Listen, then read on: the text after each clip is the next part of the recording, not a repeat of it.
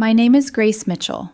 I'm 31 years old and I work as a structural engineer in San Diego. My life runs on structure, clean schedules, predictable routines, problems that can be measured, calculated, solved. In my world, missing a detail doesn't just cause inconvenience, it causes failure.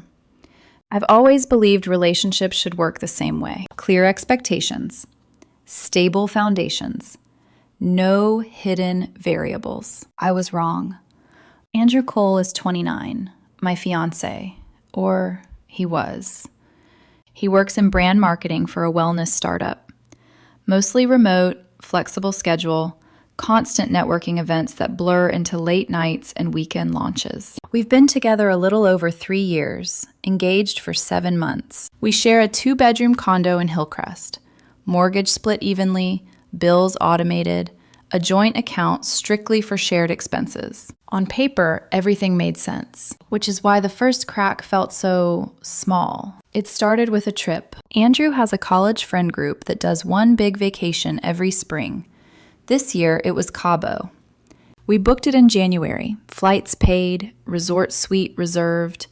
I declined a consulting project because the timing overlapped. Everything aligned.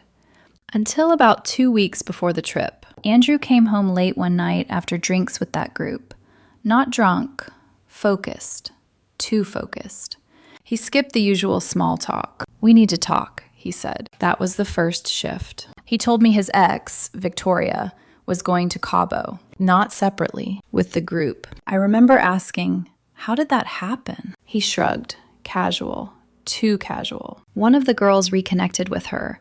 It would have been awkward not to include her. Awkward, like this was about seating arrangements, not history. I asked when he found out. There was a pause. "A few days ago," he said. "I didn't want you to overreact." That was the second shift. I hadn't reacted to anything yet. I told him calmly that I wasn't comfortable with him spending a week in close proximity with his ex in a shared resort environment. He rolled his eyes. "We're adults, Grace. You need to trust me." Then he added something that changed everything. "If you're going to be tense about it, maybe we should take a break while I'm on the trip, so I don't have to manage your energy." Manage my energy. I remember looking at him, really looking this time. "Are you asking for a break because Victoria is going?" I said quietly. "Or is she going because you wanted a break?" He didn't answer immediately. That was all I needed. "You're being insecure," he said finally, "and dramatic." Then he walked into the guest room and closed the door, just like that. No discussion, no reassurance, just separation. I didn't follow him. I didn't knock. I went to the kitchen, sat down, and let the silence settle. In my line of work, reacting emotionally to new information leads to bad outcomes. So I didn't react. I analyzed. The next morning, I woke up at 5 o'clock like I always do. Andrew was still asleep in the guest room. I made coffee, reviewed structural drawings, checked load calculations, and I thought about what he had actually proposed. Not a canceled trip, not a compromise, a break.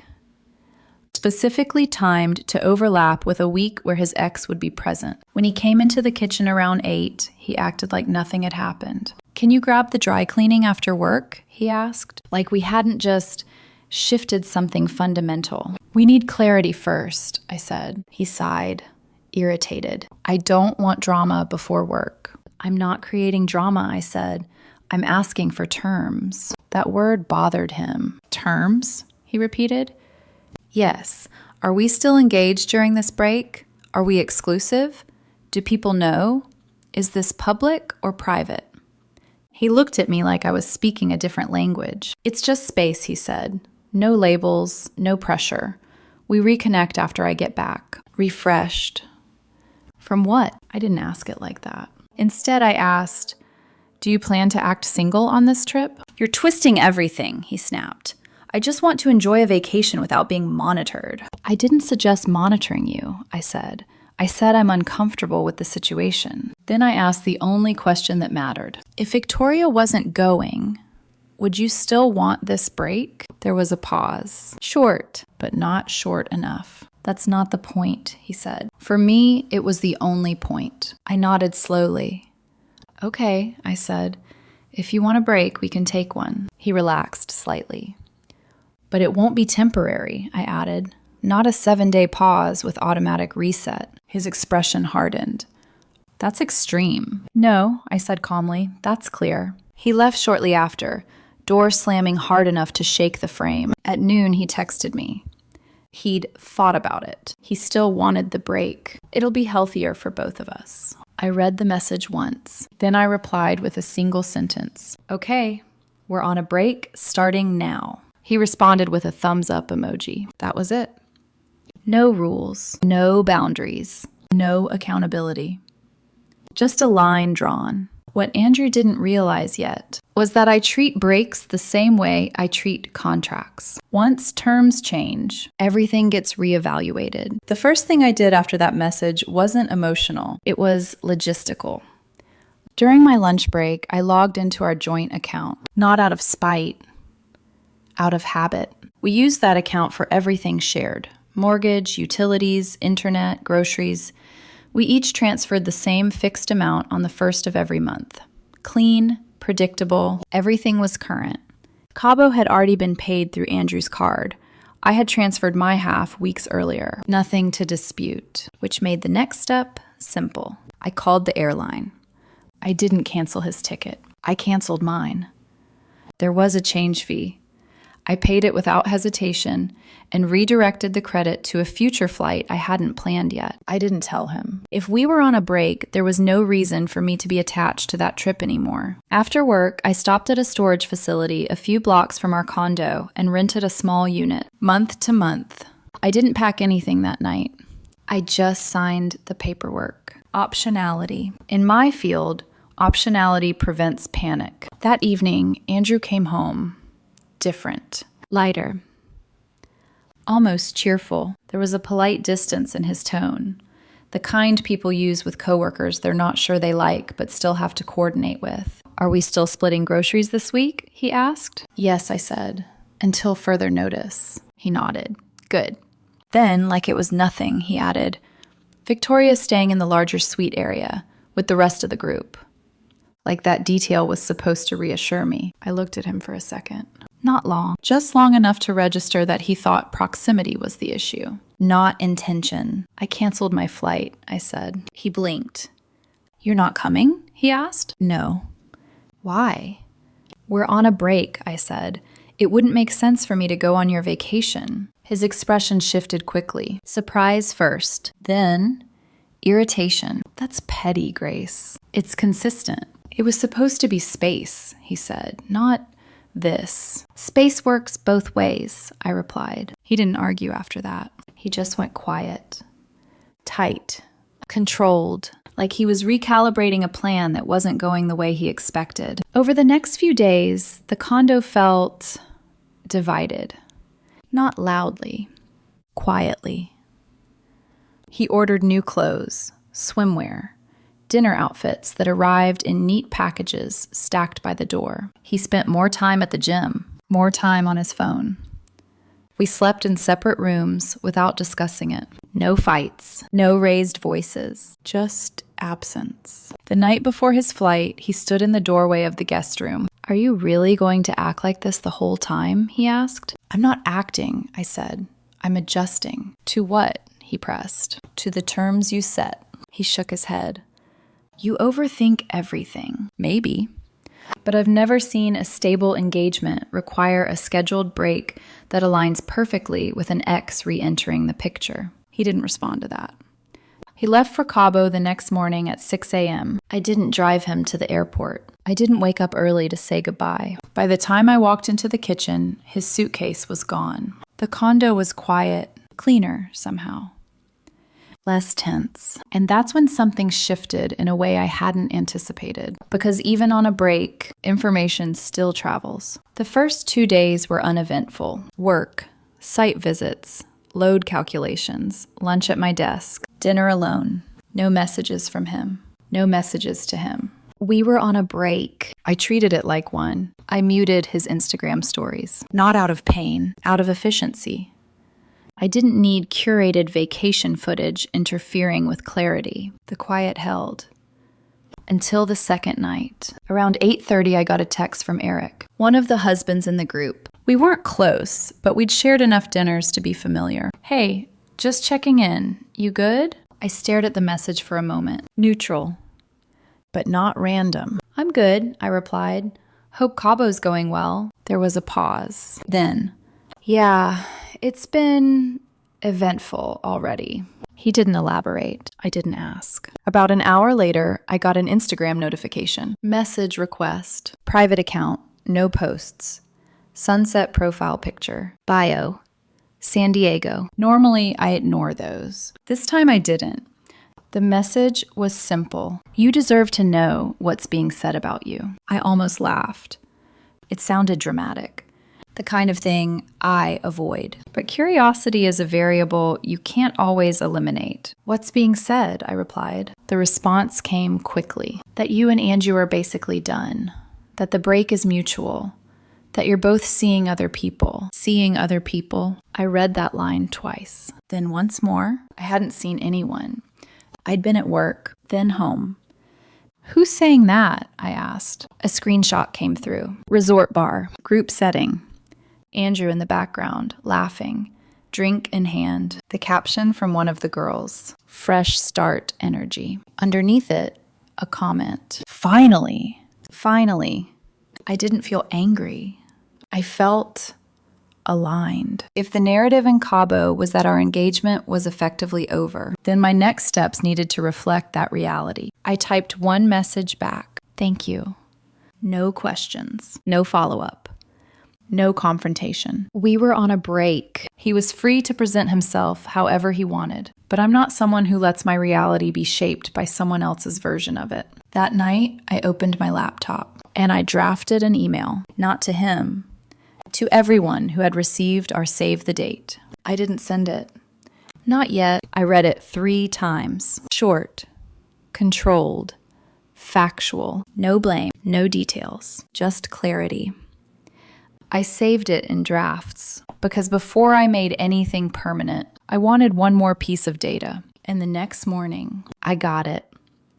The next morning started like every other weekday. I was at my desk by 7:15, coffee cooling beside a stack of revised drawings for a retaining wall project in La Jolla. I answered 2 emails, marked up a materials schedule, and almost convinced myself the situation had settled into something ugly but manageable. Then, at 10:03, Eric texted again. You might want to check the tagged photos from last night. I didn't open them immediately. I finished the note I was writing to a contractor, saved the file, and only then picked up my phone. 3 new tags. Same resort. Same rooftop bar. In the first photo, Andrew was sitting beside Victoria on a curved lounge bench, bodies angled toward each other in that deliberate way people use when they want the image to say more than the caption. In the second, his arm was stretched along the back of her chair, his hand hanging near her shoulder. Not touching, not quite. Close enough to deny. Closer than it ever should have been. The third was a video clip. Short, loud music, city lights in the background. Someone panning too fast across a table of drinks and faces. At the very end, just before the video cut, I heard a woman laugh and say, "Guess that break worked fast." Andrew didn't correct her. That mattered more than the photo. I locked my phone and set it face down on my desk. Still no anger, just that same sharpening sensation I'd had the night before, as if the blurred outline of something was coming fully into focus. At lunch, I sat in my car instead of the break room and called the condo management office. The mortgage was in both our names, but the HOA contact was listed under mine. I asked a neutral question. If one owner wanted to start a buyout discussion, what documentation would typically be needed first? The woman on the phone gave me timelines, standard steps, nothing binding. I took notes. Not because I planned to file anything that day, because I wanted the process mapped. Uncertainty is easier to survive when it has edges. That afternoon, Andrew texted me for the first time since arriving in Cabo. "Hope you're good. Cabo is beautiful." I stared at it for a full minute. There was something almost insulting in the casualness of it, as if this were a normal trip, as if we were still orbiting each other in some softened, temporary distance that would collapse the second he came back, rested and tanned, and ready to resume the version of us he found convenient. I replied with one sentence, "Glad you're enjoying it." A minute later, another message appeared. "You seem distant." I let out a quiet breath at that. "We are on a break," I typed. "Distance is implied." No response after that. At 7:42 that evening, the anonymous Instagram account messaged again. This time it wasn't a screenshot. It was a video, taken discreetly from across the rooftop bar. Andrew and Victoria were dancing, not group dancing, not a crowded circle where everyone was moving and laughing and too close by accident. Just them. Her hands at his shoulders, his body close enough to hers that there was no visible space between them. No kiss. No dramatic betrayal captured in perfect lighting. Nothing explicit. But intimacy doesn't need subtitles. The public part mattered as much as the closeness. This wasn't confusion. This was performance. And maybe that was the moment something inside me went still. Not broken. Not devastated. Still. Because once the truth stops being theoretical, you no longer have to debate it. I watched the clip twice. Then I opened the email draft. I read it one final time. It was simple. Due to a change in circumstances, Andrew and I had mutually agreed to place our engagement on indefinite pause. Wedding planning would not be moving forward as scheduled. Guests should pause any non-refundable travel bookings until further notice. No accusations. No screenshots. No humiliation built into the wording. Only alignment. I scheduled it to send the following morning at 9 a.m. Pacific, right in the middle of their third day in Cabo. Then I closed my laptop and made dinner. Pasta, olive oil, salt. Nothing elaborate. The normalcy of that detail still stays with me. How strange it is to be ending something quietly while water boils on the stove.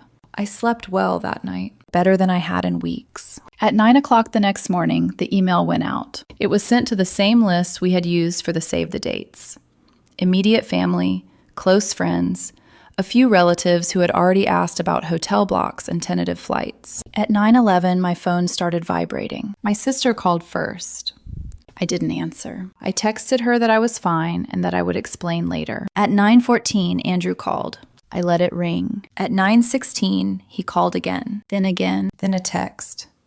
"What did you just send?" I looked at the screen for a second and typed back exactly what I meant. A pause notice. He replied so quickly, it was obvious he was already staring at the conversation. "Are you insane?" No fear, no sadness, no "can we talk?" Just outrage. I wrote back, carefully. "No, I'm aligning public information with current reality.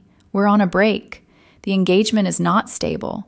It would be irresponsible to let people keep making plans around a wedding that may not happen." 3 dots appeared, vanished. Came back, then a longer message. "You blindsided me. People here are texting me, asking what's going on." There it was. Not pain, not accountability. Image. I read the message once more, and beneath it, I could almost hear the real panic forming. Not over what he had done, but over who was watching it collapse. A minute later, he called again. This time, I answered. "Grace, what the hell is wrong with you?" he said, voice already tight, already raised. "Nothing," I said. "What's wrong with you?" This is humiliating. That word landed exactly the way I expected it to. Not heartbreaking, clarifying. I leaned back in my chair and looked out the office window at the glare of the afternoon sun hitting a concrete wall across the lot. "How?" I asked. "Because now everyone here knows," he snapped. "They're asking questions. They think You told people we were basically done," I said, cutting in calmly. "Or you allowed them to believe it." "I never said that. You never corrected it either." There was a silence. Not long. Long enough. In the background, I could hear music. Voices. Someone laughing too loudly. Glasses clinking. Vacation sounds. Then he said something I hadn't expected him to say out loud. "Victoria's confused now." I closed my eyes for 1 second. That was the first time he brought up her reaction, as if it were relevant to me. as if I should care that the woman he wanted freedom around was now uncomfortable with the consequences. Her confusion, I said very evenly, is not my responsibility. He inhaled sharply. You're overreacting to nothing. Nothing happened. The issue was never whether something happened physically, I said. The issue is that you wanted the protection of a relationship and the freedom of being unattached at the same time. That's not fair. No, I said quietly. It's precise. I heard him move, maybe stepping away from whoever was nearby. When he spoke again, his voice was lower, but shakier. We could have talked about this when I got back. You should have thought about that before asking for a break timed to your ex joining the trip. He didn't answer. Then, suddenly, I heard him exhale hard, like he was trying not to lose control. Grace. I ended the call. A minute later, the anonymous account sent me one final message. You may want to check the resort's live feed tonight. The rooftop streams certain events. I read it once and set the phone down. I didn't respond, but I did open my laptop and look up the resort's public event page. Then I calculated the time difference between San Diego and Cabo, because if the story was going to tip from quiet betrayal into public collapse, I wanted to see whether his face looked the way I imagined it would. That night, I opened the live stream 10 minutes before the rooftop event was scheduled to start. The condo was quiet, lights off, laptop open on the kitchen counter, volume low. San Diego felt still. Cabo didn't. The camera angle was fixed, facing the bar, a small DJ booth, and a cluster of lounge seating. People filtered in slowly, faces I recognized from past dinners, familiar enough to place, distant enough not to matter. And then I saw him, Andrew, dressed differently than the photos from the night before, more intentional, button-down shirt, sleeves rolled just enough to look effortless. Victoria stood a few feet away. They weren't touching. Not yet. He was talking to someone, smiling in that easy, practiced way he used at networking events. She was laughing at something one of the girls said, drink in hand. Normal. Controlled. For a moment, nothing happened. Music.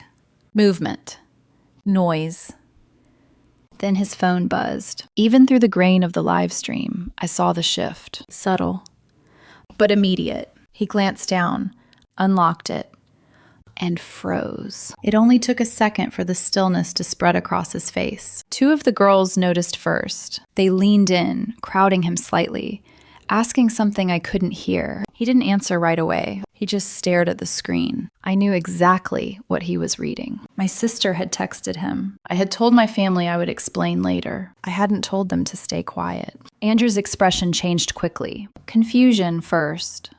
Then irritation. Then something sharper.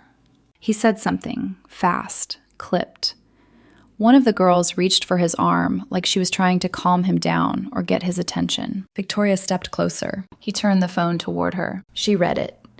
Her reaction was immediate. Not concern. Not sympathy.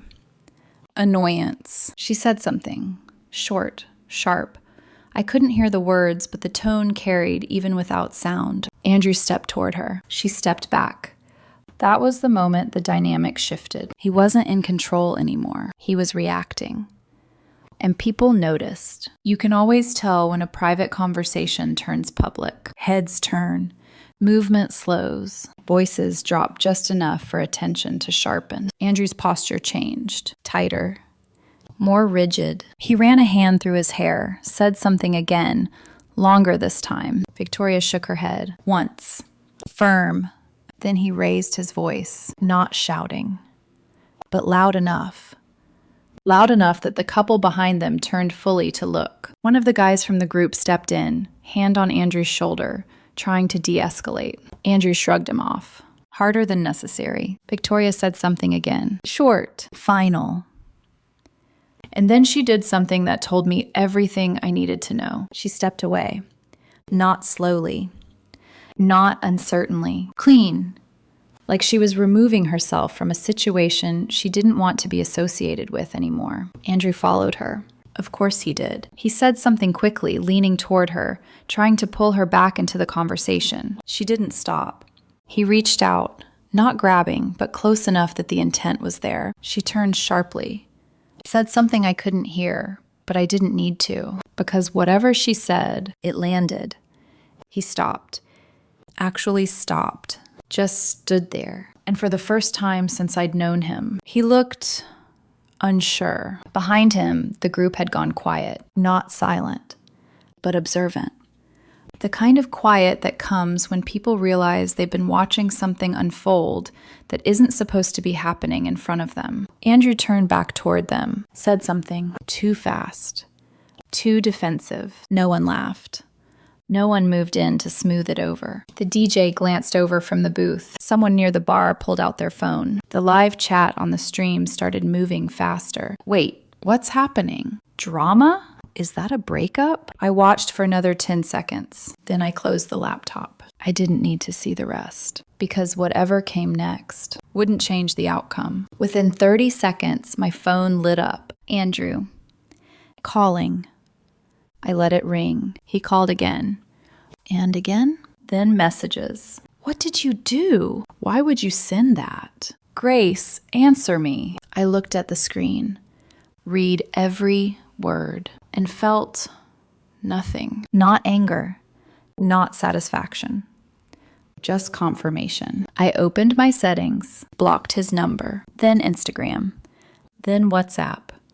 Then I set a filter on my email to send anything from him directly to archive. If we were on a break, if we were publicly not engaged, then there was no reason for immediate access. He had asked for space. I gave him silence. 20 minutes later, Eric texted, "You just ended it, didn't you?" I stared at the message for a second, then replied with one word, "Yes."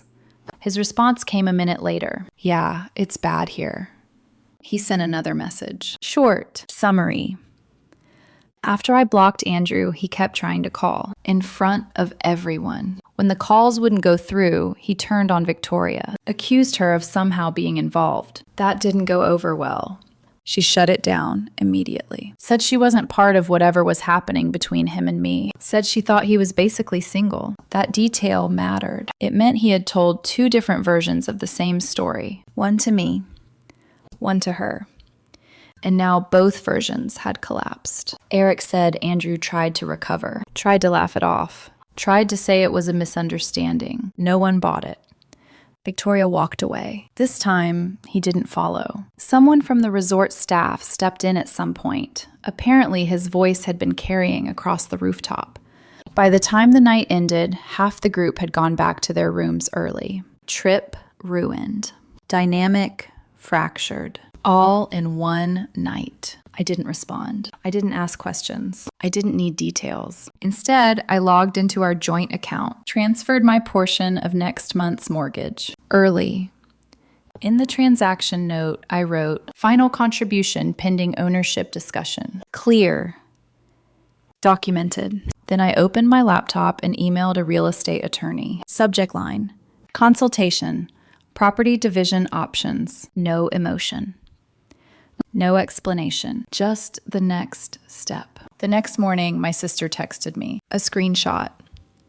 Andrew had tried to reach me through her. She asked if she should respond. No, I wrote back.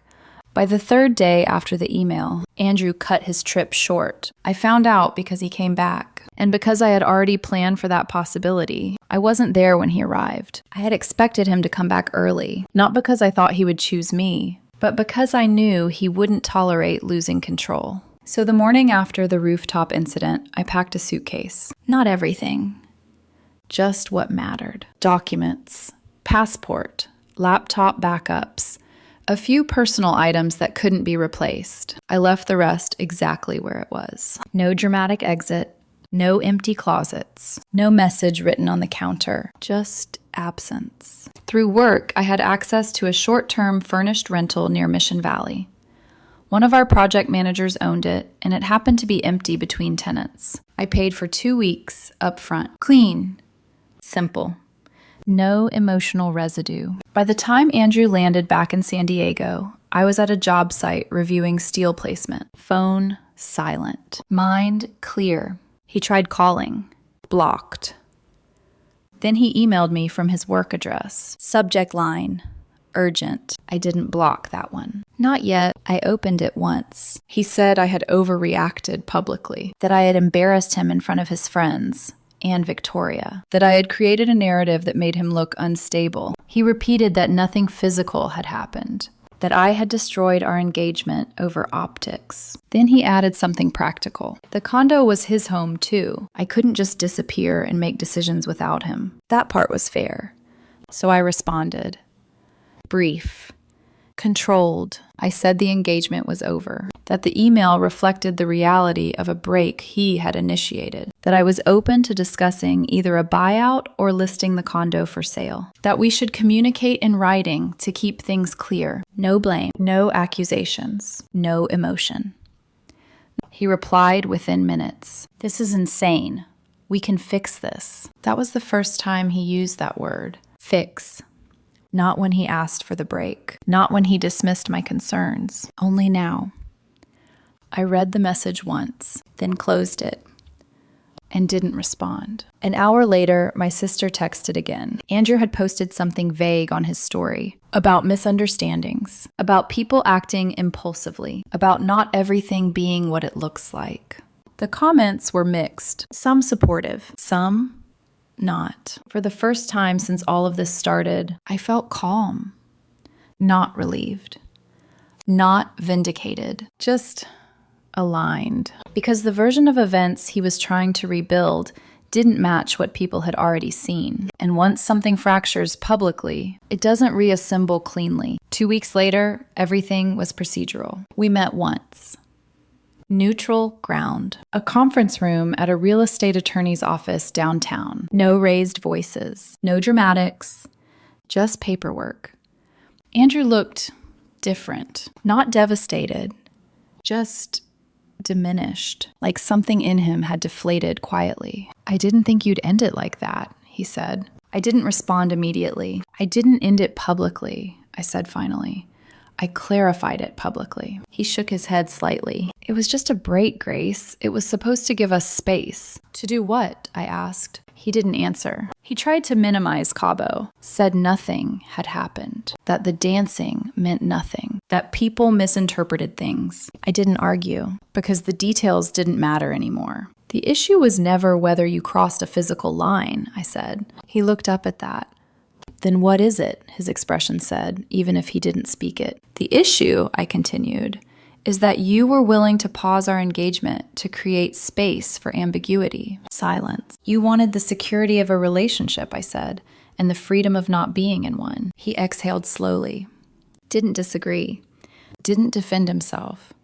There wasn't anything left to defend. We agreed to list the condo. The market was strong. We would both walk away clean after fees.